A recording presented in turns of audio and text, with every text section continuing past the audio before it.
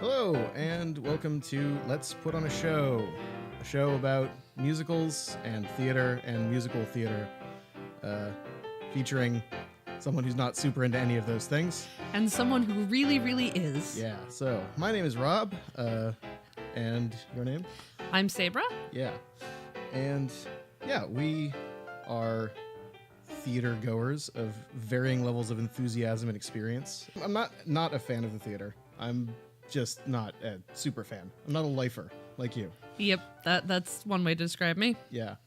So what we're going to do here is we're going to talk about musicals, whether they are in movie form or theatrical productions, because I'm a huge fan of movies, but musical movies kind of leave me a little bit cold sometimes, and I also don't really... just mostly in disbelief. Yeah, sometimes.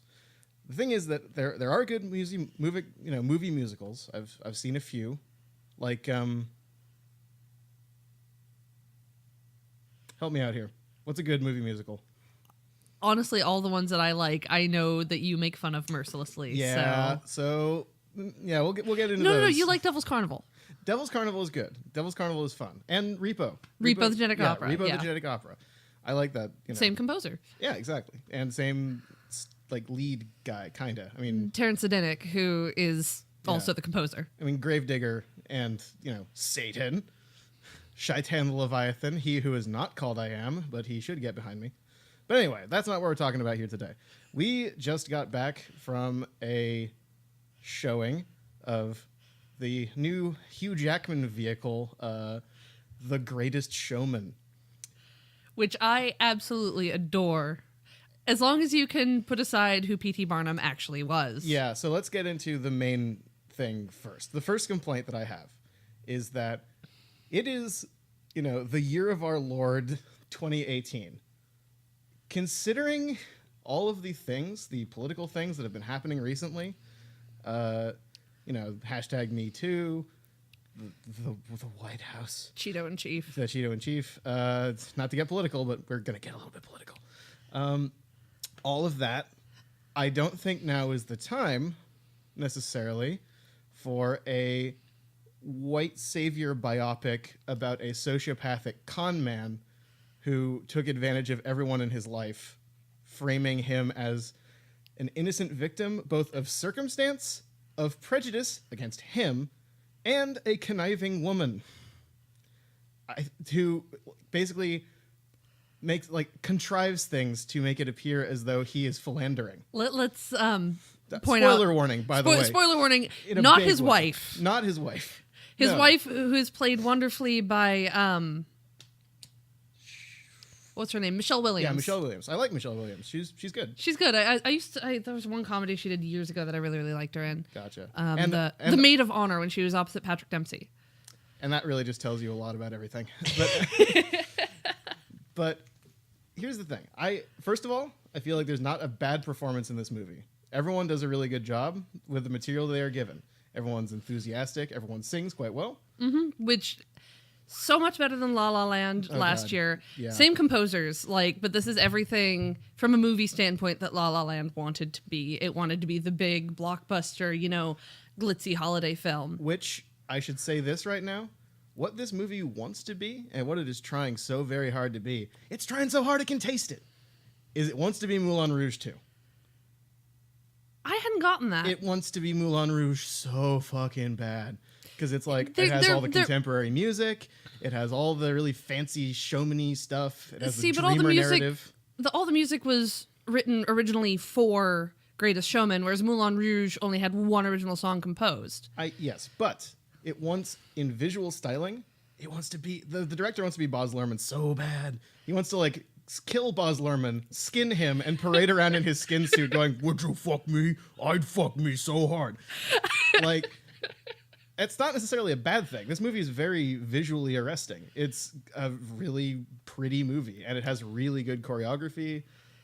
I'm not sure what the visual style is sort of trying to be.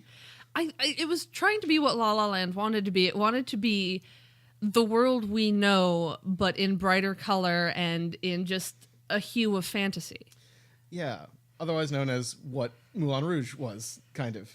Like, really exaggerated everything. Like, the fucking CGI elephants all over the place. I appreciated the CGI animals because of, the history of the Barnum Circus and the Barnum and Bailey Circus and, basically animal abuse. Yeah. And the fact that the animals were obviously CGI'd when they were doing the tricks just actually kind of made me happy, because that means they didn't have to go find some poor elephants and teach them to do that, or get the lions to jump through the fucking fire circles. I legit thought there was like a weird thing, like some sort of glitch or something. Right at the end, a lion jumps through a flaming hoop, and I was sure that the lion had caught fire. Like, some way that the lion's, like, mane was interacting with the light made me go, oh, the fucking lion caught on fire. Well, no, and it was because it was so obviously CGI and they were very shiny. Mm-hmm. And so the shiny aspect that the CGI put on them made the fire reflect, and, like, for a minute, I thought the mane was on fire, and then you're just like, oh, no, that's just kind of bad CGI. I gotta say, though, it would have been the best fucking ending if the entire ending number had screeched to a fucking halt because the lion caught fire and they had to go, like, put out the lion. And then, just the whole thing burns down again. Well, no, actually it did. I did a whole bunch of research after I saw it the first time. I've seen the movie twice now. Uh-huh. And the Barnum Circus, when it was still in the building, burnt down twice. And it wasn't until after the second time that they got the tent down by the river. Got it. Because they were like, hey, if this burns down, whatever, it's a tent. Yeah.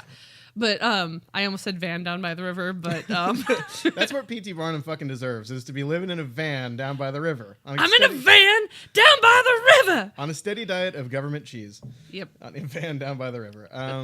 But yeah, so to go back to the problem of P.T. Barnum, like, they have this quote at the end.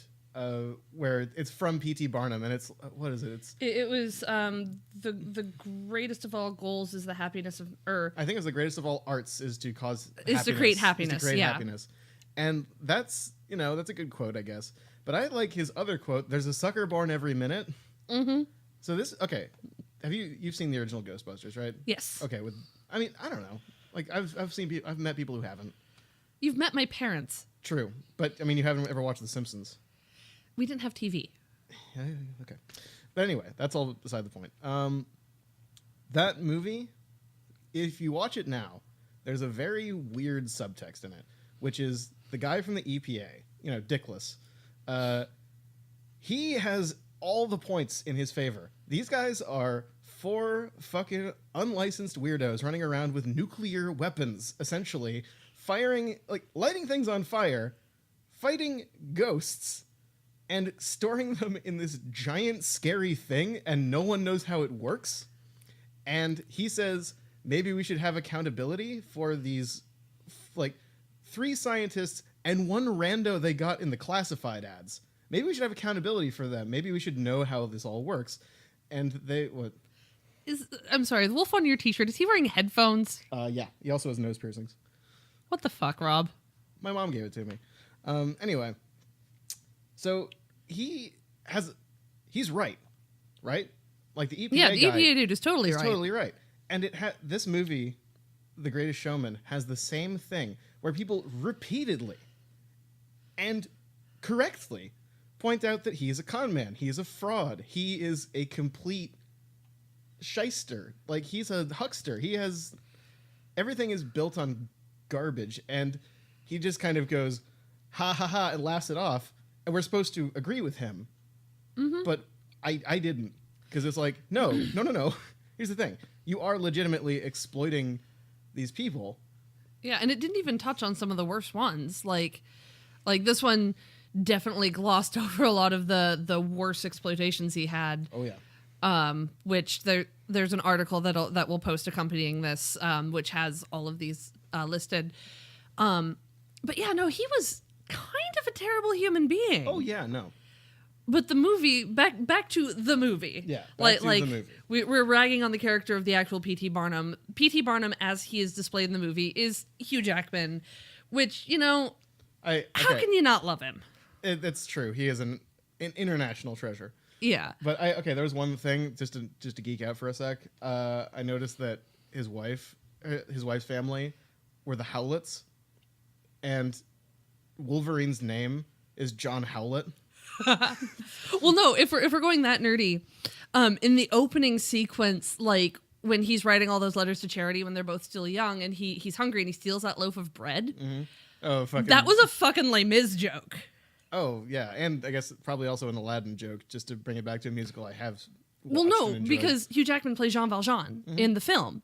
Oh, that's true. He went to prison for fucking 19 years for stealing a loaf of bread. Yeah. And, like, he did that. And the first time I saw it, I was with my friend Kaylin, and was just like, didn't he learn his lesson the last time? Well, I mean, clearly, we're in America, damn it, where you can steal loaves of bread and you just get beat up by a surly guy as opposed to, and then jailed. handed an apple by a homeless woman. By an inspirationally disfigured homeless woman that apparently kept for however fucking long. I choose to believe that that was a wax apple. And that he just kind of went, that fucker gave me a wax apple, and like kept it on his desk as a reminder. No, I feel like it just happened to be an apple next to the book, and he was reminded of that. Probably. So, okay, I should explain that. There's basically when he's a kid, he steals a loaf of bread, gets beat up, and then a kindly disfigured homeless woman sees him and gives him an apple because he's obviously hungry. Yeah. And that, is the transition between kid PT and adult PT. Yeah. Well, no, there's one more scene where he hears the railroad barker and runs off to the railroad for fuck off years. Yeah. And then comes back for the girl he loves. During which time I noticed Charity's dad, like Mr. Howlett,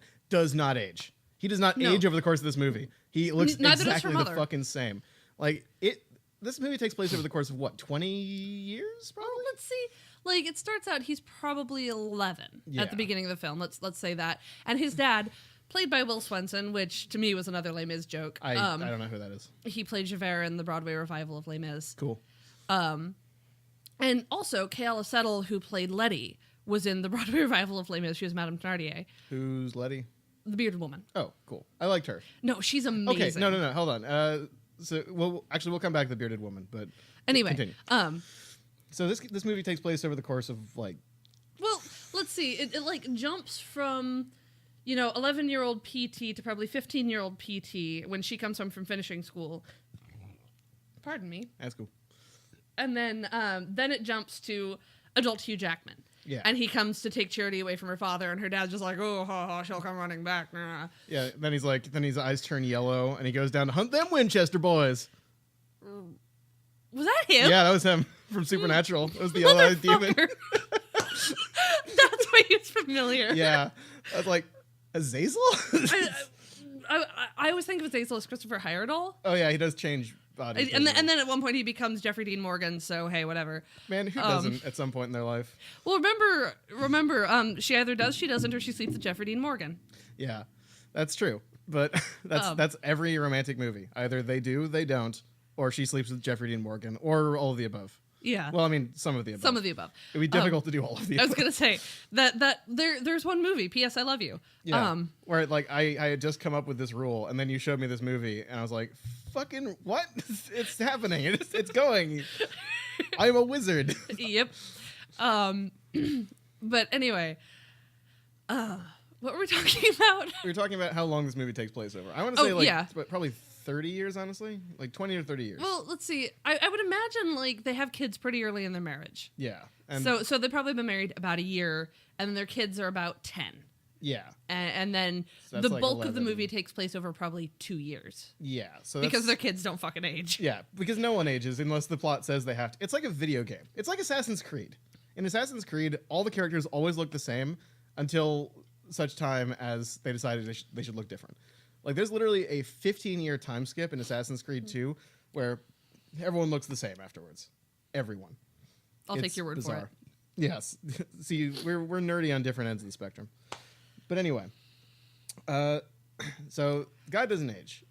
I choose to believe that the apple also didn't age, because basically he starts up this museum, P.T. Barnum, of basically wax figurines and one specific con man who just doesn't kind of do anything, or one thief, like a sleight of handsman, a master of legerdemain. Yeah. And he has the idea like, oh no, his kids, his fucking one of his daughters sleepily tells him, "You need something alive in your museum, Daddy. Yeah, it's too full of dead things." His insufferably perfect children tell Who him both have like the perfect soprano singing voices. Yeah, and are incredible ballerinas. No, only one of them was. The other was the tree. tree. Other one plays a tree. I thought that was good. That was a fun touch. But okay, so they give him the idea that he should have alive things in his museum, something alive. And so he goes for the little person he saw in the waiting room at the bank, and says, "Hey, I want you to come be in my show." They're laughing at you anyway. Why not get paid for it? And the dude shuts the door in his face. Yeah. And then he's like, no. It'll be this because you obviously like military things. We'll dress you up as a general and put you on a horse. You'll have guns and a sword and a beautiful uniform. And the guy's like immediately convinced. Yeah. Just immediately fucking convinced. Like yeah. In a way that like only happens in movies when someone like insults you to your face and then says, no, I have your best interest at heart. And then you go, oh, okay. That doesn't happen. And I realized that it's a musical and a movie, so it's supposed to be sort of exaggerated, but it's still just way too fucking... Anyway, let's continue on. So, the bearded lady. Played by Kayala Settle, who is just fucking phenomenal, and I love her. She is awesome. Which brings me to my point. Why the fuck isn't she the hero of this movie? I thought she was. I mean, functionally, she is the most noble character with the most complete arc, and the fact that she is in probably a quarter of the movie means that is a huge fucking structural issue for everyone else in the play. Well, but she, like, the character of Letty gets the song "This Is Me," which is the one that they were using to bill the movie. Like, they were just like, this is the fucking anthem of the year, like, come see this movie, this song's gonna get us an Oscar. Agreed. Now here's the thing, I had no idea her name was Letty. No one ever fucking says her name. They said her name like 80 times. When? Like he says, at one point, they're just like, "Oh, Letty, this," or "Letty, stay here." Like, but like addressing basically a crowd of people. Like, I had no idea her name was Letty. I had no idea what any of the characters' names were aside from like P.T. Barnum and Philip was Zac Efron. Okay, Philip Carlyle, and then W.D. and Anne were the trapeze artists. I didn't. They rarely address anyone by name.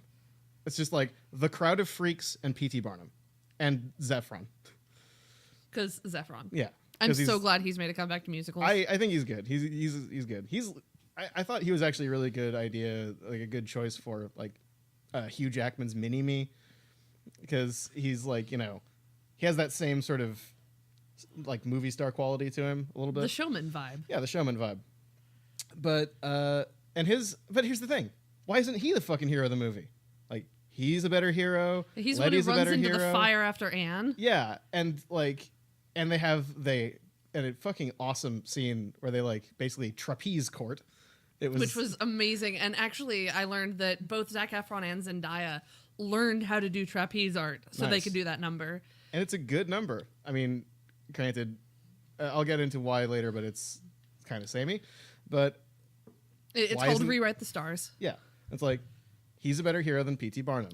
Letty's a better hero than P.T. Barnum. Anne is a better hero than P.T. Barnum. There is not a character in this movie that isn't a better hero than P.T. Barnum, because P.T. Barnum's entire arc is like going from selfish asshole to not quite a selfish asshole. In the end, he billed himself as a philanthropist. Philanthropist, yeah. Because I can't talk, apparently. I mean, he does, but he doesn't really change his behavior aside from being less of a prick, I guess, like a little bit. And he doesn't really he gets his start, and this is all in the way it's framed. It's like, haha, what a clever guy. He gets his start basically using... So the company goes bankrupt. The company that he works for. He's a accountant, basically. Yeah. In the beginning of right after he marries Charity. He's a calculator. Yeah. And the deed to a flotilla of trading vessels comes across his desk, and then the boss man comes in and says, "Yeah, all these were sunk. We're bankrupt. You're fired." Yeah. So he takes the deed and uses that as collateral to get the loan to buy the museum. Which is fraud. Entirely fraud. Like, that's the kind of thing that in a more interesting movie could be morally gray in a really interesting way, because he's like, I need to provide for my family, I need to do all this, and I need to do something, and I'm just kind of stagnating here. So he does something desperate, and then maybe it comes back to haunt him. But no, it's never brought up. I mean, it's kind of brought up that no one can give him a loan anymore. But that's because his fucking building burned down. It's brought up, like, it's apparent, like, not apparent, it's implied that he paid off that first loan because the show did well. Like, after his daughter, sleepily said, oh, you need live things. And, he got, all of the circus people, and the show did well. He paid back that loan. But then later on, he takes out a second loan after he meets the character of Jenny Lind. Yeah. And sorry about that. That's cool. But what I'm saying is that kind of behavior is not something that should be lionized. Pretty sociopathic. It is, and it's something that is never brought up again. Like, they don't ever actually say, like, oh, he paid off the loan, or oh, there's a reason that he can't get another loan, and it's because he keeps fucking defrauding people, basically. Mm-hmm. And they don't. Well, and there's one point where it is kind of pointed at when, after the whole... So if you've seen the movie, Jenny Lind, she quits the tour and she kisses him, and, like, he wasn't expecting it or anything, and, like, he has feelings for her, but he's like, oh crap, I have a wife, and, like, leaves. Ooh, that conniving woman making this powerful man look like he did something wrong. Yeah. But anyway, and he comes home and Charity leaves him, his wife, and she's just like... And he says, I don't love her. And she says, no, of course you don't. And you don't love me, and you don't love anyone except yourself. Right. And the thing is that the way that is framed makes it seem like he's a victim of circumstance, not that he's an asshole who brought this on himself. It's all like in how it's framed, because it comes across as like, oh, why doesn't she listen to him? Oh, why did this woman do this thing to him? Oh, why won't these banks give him loans? See, but I was totally on Charity's side. But then again... I mean, yeah. But that's the thing, is you should be. But the movie doesn't indicate that, really. Well, and of course, like, as soon as they have the next rousing anthemic number, he's just like, shit, I gotta go win my wife back. And he does it literally by showing up and apologizing. He's like, sorry that I gambled our entire financial future and our happiness on this incredibly expensive boondoggle without asking you. And she's like, oh, that's okay. And then they sing reprises of both of their songs, and they kiss, and then... I'm sorry, cool. I flail, you know this. Yeah, I know. I'm going to scoot back. Yeah, please do. I'll turn you back up. So they... And also there's the scene of him, like, running and jumping on the back of a train and, like, being all romantic. Like running away from a party that he started in a bar that he's probably going to have to pay for. He's probably going to have to pay for. Or that he just skipped out and let the circus people have to pay for. Yeah. Because they when at the beginning of the scene he said, if you've come to get paid, there's no more money. And he's like, oh, yes, I need to go win back my wife. And leaves them all to, drink themselves into a stupor and dance. Which was a really cool cinematic number. Yeah, all of them are really cool and cinematic. The choreography is really good. But it's in the context of the show, it's like, the fuck? You just caused basically this huge problem. Yeah, like, there's a couple of really standout numbers and a couple of, like, standout moments that really work for me. Like, there's a scene, I don't even know what the name of the song is, where P.T. Barnum and Zac Efron, because I can't be bothered to remember his name. Phil Zephron. They're drinking at a bar, and P.T. Barnum is, like, trying to convince him to become part of the show or, like, to join him. Hang on, I'm pulling up the track listing. Yeah, for reasons I frankly don't understand. Like, I think it's because he wanted to court the muckety mucks, but... Well, he says that. Like, when he first approaches Philip, he says, I want you to teach me how to appeal to the higher class. Yeah, which is, like, cool, I guess, but, like, it's... I don't know, that entire thing seemed, the other like, side. Muddled. Yeah, okay. And there's a really cool number where, like... They're, like, throwing shots down the bar. Yeah, and, like... and Hugh Jackman is clearly trying to get Zac Efron drunk. Because there's some really cool touches in that scene where, like, he gets shots for the both of them, half fills his own shot glass, and fills up Zephron's completely. So there's like, oh yeah, I'm trying to get this guy drunker than me so that I can convince him to do something that's not in his best interests. Yeah. And that's cool. That is also a super sociopathic thing to do. That is super amoral at best. And, like, it works, and it's never actually called out at all.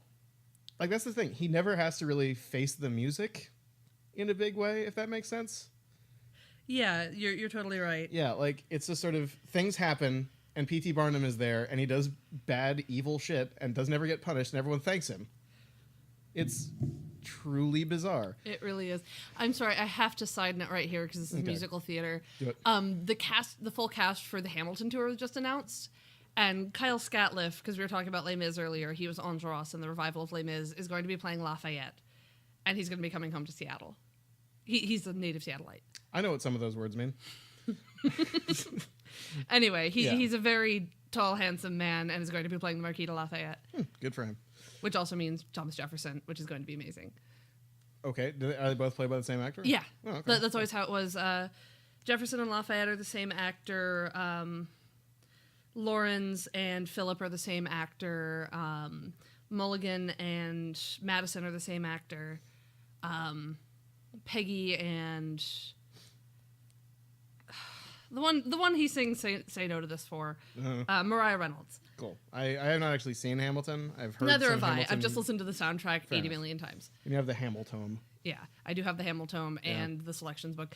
Anyway, off subject. Yeah. Back to the Greatest Showman. Greatest Showman, such as it is. But here's the thing. This is a structural thing where what is the plot of this movie? Rags to riches. I mean, that happens in the first 20 minutes. That is the marketing for the story, is it's a rags to riches story. Yeah. And then it just kind of... Then it kind of devolves into there, and it's like 8 different stories all at once. There's like 4 movies in this movie. And I feel like all of them on their own would have been more interesting than what we got. Because there's the like star-crossed lovers story between a rich... Philip and Anne. Yes, I'm describing their archetypes. A rich white socialite, essentially, and a poor black trapeze artist. And that's interesting. It's interesting that they are like going across this line in the 1870s? It was Victorian times. Yeah, because Victoria's on the throne. They literally meet her. Yeah. And so basically, that's an interesting story. That could have been a whole movie. It's not, though. The bearded lady and the other sideshow performers all sort of finding meaning in their work, that would have been a good movie on its own, but P.T. Barnum would have been the villain. Definitely. Definitely, yeah. Yeah. And it's still a better story than the main, I'm doing air quotes, you can't see that, the main story of P.T. Barnum, because P.T. Barnum is an asshole who never gets a comeuppance. Like, he does, but for like 5 minutes. Yeah. And when then, his theater burns down, he thinks he's broke, and then Zac Efron is like, lol, I have money. Yeah. And then, his wife leaves him, and he just goes and apologizes, and she's like, lol, I want you back. Well, I mean, honestly, Hugh Jackman, come on. I mean, yeah. If Hugh Jackman came to you crying on a beach, you'd go for it. I mean, nobody's that straight, so yeah. I mean, I'm not straight at all, and I'd go for that. Yeah. I'm fair to Midland straight, and yeah, I would go for that. But yeah, so there's a bunch of these different stories, and through it all is P.T. Barnum fucking around doing nothing except for making things worse. And then there's this critic character who's basically the same as, Dickless from Ghostbusters. Because he shows up and goes, this is horrible and exploitative and, criminal, essentially. He asks P.T. Barnum to his face, like, does it bother you? How do you feel knowing that this is all a fraud? Yeah. Does it bother you that you don't have anything real in there? And he goes, like, he gives this, like, super saccharine, like, do those smiles seem fake? Yeah. And it's like, if I tell someone I'm going to give them, like, $50, then they'll be happy. But then if I don't give them $50, or if I give them $50 and it's printed on, like, printer paper, that's still not good. That's still fraud. Mm-hmm. Like, they might smile, but it's not good for them. But, okay, so that's all structural stuff where, like, it's about 4 movies jockeying for position, and then there's, like, with an amazing score by Patrick and Paul. Okay, and that's what I wanted to talk about. There's like 2 songs in this movie. There's like 2 songs. There's 2 songs like slightly rearranged over and over. That is my number one complaint about Patrick and Paul. Yeah. Like, I love them, and I totally respect Dear Evan Hansen. I totally respect La La Land, everything they wrote for Smash, but they do have a song they know works and they tend to rehash it. Yeah. There's like and I know people are gonna say, oh, but what about Waving Through a Window? What about You'll Be Found? And I'm just like, those are the outliers. Like, listen to the entire soundtrack of Dear Evan Hansen, listen to La La Land, listen to the entire soundtrack of Greatest Showman, and there is a distinct theme, like, aside from The Other Side, which is the one song that breaks that mold in Greatest Showman. And also, they have this tendency to want every song to be the most memorable song from the show, which just results in a bunch of lackluster anthems. Yeah, it's like, basically they decide that every song should have all the colors, which means that they mix together and make brown. Because it's just, like, I couldn't, if you played two songs next to each other, I couldn't tell you which one was in which scene if I didn't hear the lyrics. Like, if you played the instrumentals, I would have no idea where in the movie it was. Yeah. It's, so a great score that is about 3 minutes long that gets played over and over and over again. Like, seriously, for the first, like, 20, like, during the entire, like, Charity and PT growing up scene, and then into their, like, marriage and having kids, the same fucking song plays. Well, I was gonna say, they a solid 10 to 15 minutes. They basically reprise, what's the name of that one? Sorry, I have to look it up. Cool. It is solid. It repeats. A Million Dreams. They literally reprise A Million Dreams 4 fucking times. Yeah, it's insane. But does it count as a reprise if you just kind of reprise it immediately over and over? Yes, it's listed in the soundtrack as reprise. Oh my god, that's insane. Like, I've never written a musical. I assume it's hard, but that does not give you a pass to, like, not try. Because this seems if this is them trying, then holy shit, what does it sound like when they phone it in? Is it just a dial tone? I think that's called Smash. Sorry. Sick burn, I assume. No, I love Smash. Okay. But, like, some of the songs they wrote for Smash are utterly unmemorable. Yeah. And that was, I love Smash because, you know, it's the behind the scenes of a Broadway show and also Jack Davenport is there. Your bae. Not my bae. He's an underrated actor, and I wish, like, someone would make him a goddamn romantic lead. I mean, there was coupling. Coupling was really fucking weird. Coupling was weird, but that's what made it good. It was Moffat before he got all up his own ass. That's true. God damn it, that sorry. Was really loud. It sounded really weird. Anyway. I keep accidentally bumping the mic stand. Yeah. Because I flail a lot when I talk because I'm excited. Mm-hmm. And the mic stand is attached to the table, and the table and I'm also already into my second beer, so... Fair enough. But anyway, no, the one time it was a romantic comedy called The Wedding Date, where he was... That's the most generic title I've ever heard for a romantic comedy. Well, and he wasn't even a lead. The leads were Deborah Messing and Dermot Mulroney, and, like, he was marrying Deborah Messing's sister, which is why she hired Dermot Mulroney to be her date. So, oh god. That sounds like the most generic romantic comedy, period. Like, it really is. Yeah. I only watch it because of Jack Davenport. So it's a slice of, like, processed American cheese with Jack Davenport sprinkled on top. Yeah, you wouldn't be wrong. Yeah, fair enough. But anyway, so back to The Greatest Showman. Yeah, I didn't care for this. This movie felt about 8 hours long to me. I noticed you kept checking your watch. Well, that was partially because I have a smartwatch and Felix kept texting me. Oh, okay. But it was partially also because I was like, how fucking long is this movie? There was one point when we were coming up to the run to the end where I kind of leaned over and went, it's almost over, don't worry. I was like, I figured as much because, okay, now here's a weird thing that I kind of expected but didn't get. Because I don't actually know the history of P.T. Barnum very well. I know that he was a, like, total like huckster, conman, humbugsman. Yeah. But didn't he, like, tour with the circus? Like, didn't they go around the country? Like, yeah, but that was later. That was after his wife died. Oh. They didn't even get that far. Oh God! Please do not make Greatest Showman 2. Please. Like, I don't care how much I have to pay Hugh Jackman not to make this movie. Please. I don't even know how to respond to that. But my thought is, like, that it seemed like a really obvious, like, connection to me for, like, they, you know, the theater burns down, so they go on the road. It's like that seemed to make sense. Well, to me. no, but like I like I said, after I saw the movie, I've seen the movie twice. After I saw it the first time, I went and like actually looked up about P.T. Barnum and his life.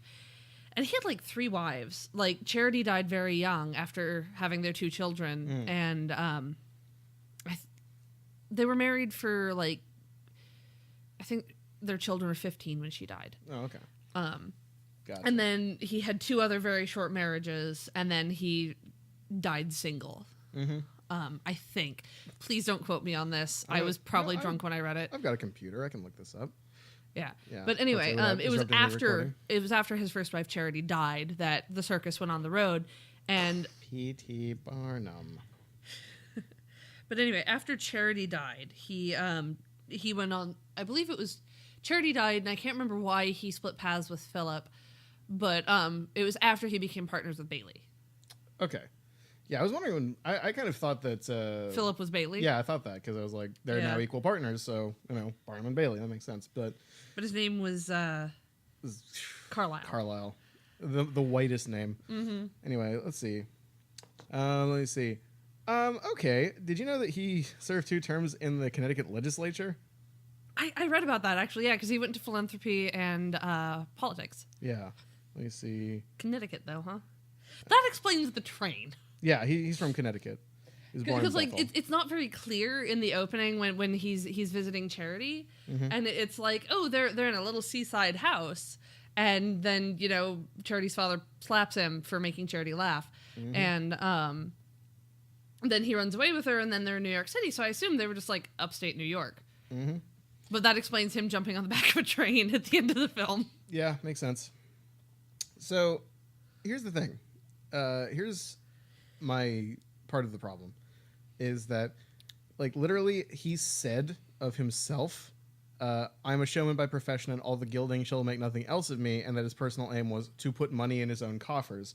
And that's never really brought up. Like, it's kind of brought up, but only in terms of how much he wants to help his family, how much he wants to, give his family everything that he didn't have when he was growing up, how much he wants to help the sideshow performers, how much he wants to help everyone else. It's like P.T. Barnum was a selfish asshole. That is an interesting movie. Make the P.T. Barnum biopic and make it accurate. Well, and they might. I hope they fucking do. Because like this also, I'm just looking at a picture of P.T. Barnum. He does not look like Hugh Jackman. Oh my goodness, no. Yeah, he's like... Sorry, He's Rowan Atkinson. Oh my... Holy shit, I would pay all the money I have for the P.T. Barnum, Rowan Atkinson biopic comedy movie. Yeah. Like, all the sort of Blackadder sociopathy. Yeah. Oh, that'd be amazing. Well, and you could get... But you wouldn't have Zendaya. I like Zendaya. She's good. But, like, yeah. I guess the general takeaway from me is that this could have... If they had focused... It would have been a much more interesting story if they'd actually been honest about who P.T. Barnum was. Or even if they had focused and, like, paid attention to, like... Through lines. Yeah, what is the movie going to be? As opposed to, we're going to make this movie everything. Well, being fair, that's... Not being fair, but that's what Pashik and Paul, their shows, do. Like, Dear Evan Hansen deals with everything. Like, he's an outsider high school kid who tells a giant lie that gets out of hand and falls in love, and his parents start to love him, then they don't, and, like, it's an everything story. It's a great story. Like, Waving Through a Window is, like, one of the songs I've identified with the most in the last 10 years of musical theater. But it's scattershot. Yeah, right? it's a scattershot. Yeah. They use the spaghetti method to write their musicals. The spaghetti method? I'm not familiar with that. It's something my dad taught me. You throw it at the wall and see what sticks. Oh. But when you're cooking spaghetti, you're supposed to throw one noodle at the wall, not the entire thing. Because that's what they're doing. Yeah, no, you throw the entire pot of spaghetti at the wall and see what sticks. That's bad idea. Don't do that, It is a bad idea. I've never actually done it, but... Yeah, I have thrown, like, a noodle at the wall and seen if it sticks. There's a spot on my parents' ceiling where we've been throwing spaghetti noodles for about 20 years now. Oh, Lord. That must be interesting. It's just kind of a grease spot because they fall off after a while. I hope... So you don't have, like, this, like, wheat-based stalactite just sort of growing out of the ceiling. Just like eventually it'll fall and impale the cat, you know? I'm pretty sure they just eat it. What, the cat or the stalactite? The cats would eat the stalactite. Yeah. Anyway. Yeah, so I'm saying, like, if you don't focus on anything, if you just throw everything into a story, you get a story about nothing. Which, that can work, like having a story about nothing, but not when it's... If you're in it for... Not when it's unintentional. If you're in it for 2 hours of just fluffy, anthemic musical theater with pretty people, Greatest Showman is an amazing movie. Oh yeah, 9 out of 10 on that score. Like from the opening shot of him backlit by a spotlight, I'm just like, yes, this is going to be a cinematically beautiful movie. Just starting with both the like old school Fox logo, and then the silent film. Yeah, and the black and white. Silent film title cards. Yeah, and the black and white 20th Century Fox logo as well. And then there's like the stomping and the shouting during the opening logo. I was like, oh, okay, this is aesthetically cool. And it is aesthetically cool. I think that the production design, if anything about this movie is going to get nominated for an Oscar, production design. Production design and This Is Me. This Is Me is going to get nominated for an Oscar whether it wins. Whether like no force on earth can stop that from being nominated for an Oscar. Yeah. Honestly, like I don't even know what other songs are going to be nominated. Have they announced those nominations yet? I have a phone. I don't know, but the thing is that there was one year where it was just like there were like 2 songs nominated for an Oscar, and both of them were from the Muppets. I'm not even kidding. Like I believe it. It was really bad. I'm like, can you not just find anything else? Like, let's see. This is gonna sound really terrible, but I'm a theater person. The Golden Globes are the same as the Oscars now, right? What? What do you mean? Like they're the same ceremony? Yeah. No. Golden Globes are different. Okay. Yeah, the Golden Globes have a lot of different stuff. Okay. Oscar nominations then. Academy Award for Best Song. Let's see. Now we're just looking this up. So, oh no, not even. It was, so in 2011, Man or Muppet by Brett McKenzie in The Muppets won Best Song, and the only competition was something from Rio. I've never even seen that movie. I haven't either, but I actually really enjoyed Man or Muppet. They have not released the Oscar nominations yet. Fair enough. Let's see. Let It Go won Skyfall, which is fair enough. Glory from Selma, cool. Go Common. Go John Legend. And fucking La La Land. City of Stars. I was so happy when La La Land didn't win Best Picture. Yeah, that was great. And like that whole moment of, and La La Land, everyone's up there, and then they're just like, that would be great, except we didn't actually win. It's Moonlight. And like, I remember I was... Fucking plot twist, yo. I was so drunk at that point. Like, we were screaming. And it was just like, what? Yes! Moonlight! Yes! Yeah. Because I fucking loved Moonlight. It's a great movie. The movie has, spoilers for Moonlight here, the distinction of both the artsiest hand job scene and the most erotic cooking of beans and rice that I've ever seen. Like, you're not wrong. And let me tell you, that is a long list. I don't know, actually. But anyway, let's see. I was annoyed that How Far I'll Go didn't get Best Song. Yeah, no, I was... Because I wanted Lin-Manuel Miranda to get his fucking PEGOT. Yeah. Well, and he's still got another chance. Like, yeah. What movie is he doing? I'm not sure if it'll be released in time for Oscars, but he's in the new Mary Poppins. I'm Mary Poppins, y'all. So, wrapping it back up to The Greatest Showman. Let's do ratings. I think we should do ratings on this show. Like, let's say I'm going to actually do a twofold rating system. How's that sound? Which is what you think of as the objective quality, like whether it is an objectively good or bad movie. Not as much as you can. Pardon me. That's okay. As much as you can sort of be objective about these things, like in terms of production quality or like, the quality of the writing or whatever. Yeah. Versus how it made you feel. Like how much you liked it. Like, for instance, there are a few movies like The Phantom with Billy Zane. I kind of recognize that's not a good movie, but I still love it because I watched it when I was a kid, and it was like... You can like things that are bad and still recognize they're bad. Exactly. So I think we should do that. We should have a twofold sort of rating system. So, would you like to go first? Sure. So objectively, like... on a scale, like, I'm going to do it 1 to 10. Objectively, for, like, production quality, music quality, cinematic, and all that, I'd give it a 9 out of 10. Like, wow. Like, the acting was great. Like, the story could use some work, but for what they were going for with the big holiday glitzy musical, it was great. And it made me forgive Hugh Jackman for Les Mis. Okay, fair enough. I never blamed Hugh Jackman for Les Mis, personally. He was one of the driving forces behind finally getting it out of production hell. I mean, that's fair.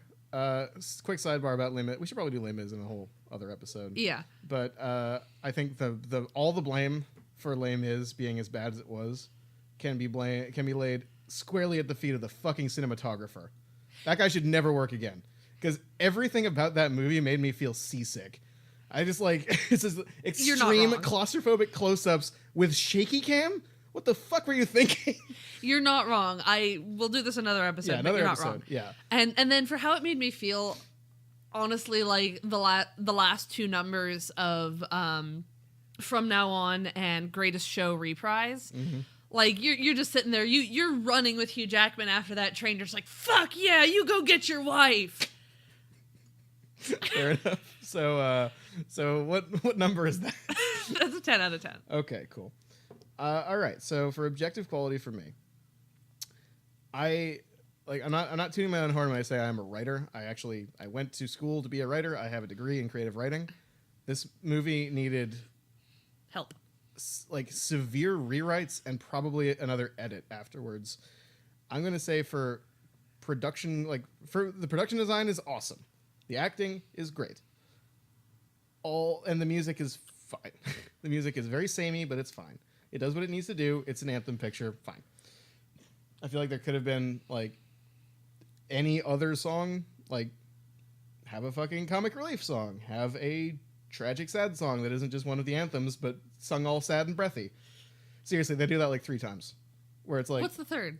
Like you have okay. Jenny's, you have Her at the Bedside. Yeah. And at the end. When they're watching the play, when they're watching the ballet.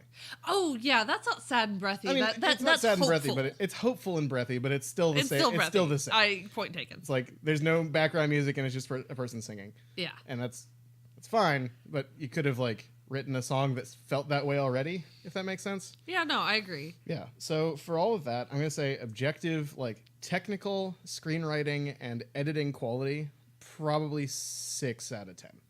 Okay. The production design, I think, should actually definitely be nominated for an Oscar. It is visually arresting, but it kind of made me want to die and or go to sleep. It was interminable. It felt really long. I had the opposite. No, that's fair. Actually, how long is this movie? Hour 45. Really? Yeah. Holy shit. I would have put money down on it being 2.5 hours long. I had to look it up because Kate came with us and she was just like, how is it? Because I need to know which bus I got to run for. And Jesus, really? Yeah, it's only an hour 45. Holy shit. I would have put money down on that movie being 2.5 hours long. That was Les Mis. Okay, fair enough. That movie felt like it was 4 hours long, though.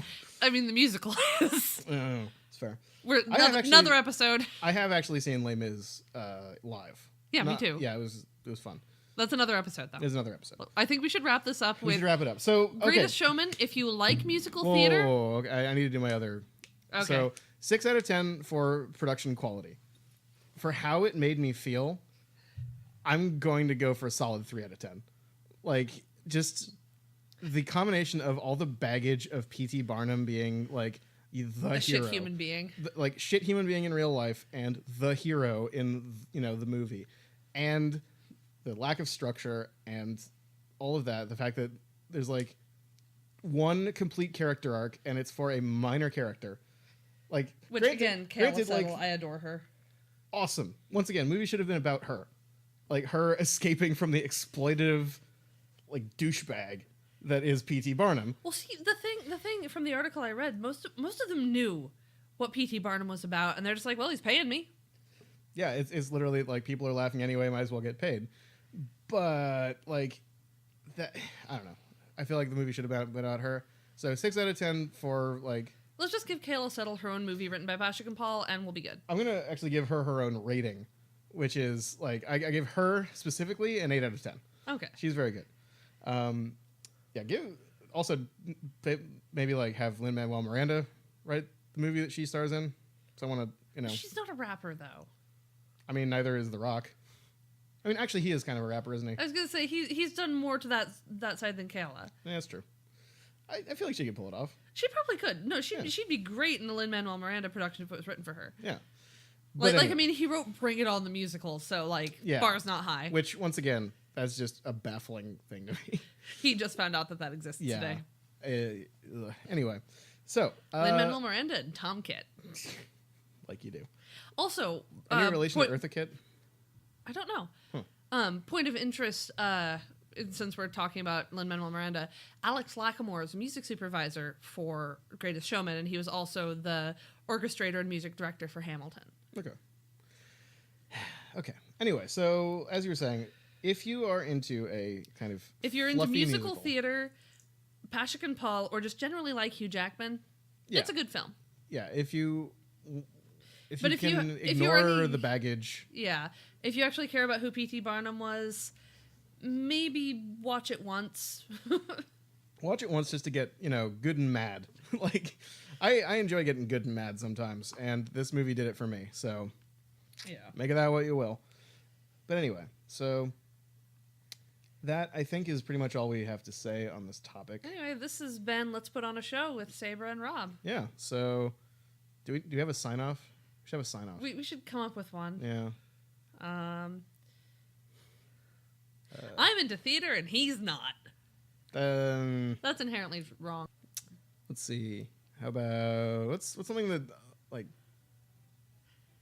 about go break some legs? Sure. Yeah. All right. So once again, this has been. Do you want to do the sign off? Yeah, sure. Okay. This has been. Fuck it. Sorry. This has been Let's Put On a Show with Sabra and Rob, and let's go break some legs. Yeah, go break them yourself. We can't do everything for you. I'm not gonna chew your food, baby bird.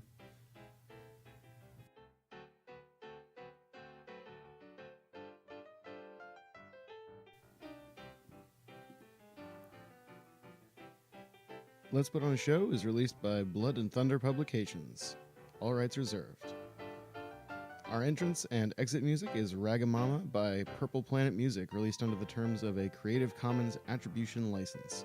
And because I know I'm going to get shit for it if I don't address it, a couple of nerdy things. I got Wolverine's name wrong. He's actually James Howlett. And Christopher Heyerdahl only ever played Alistair on Supernatural. He did not play the Yellow-Eyed Demon. All right. Have a good day, everyone.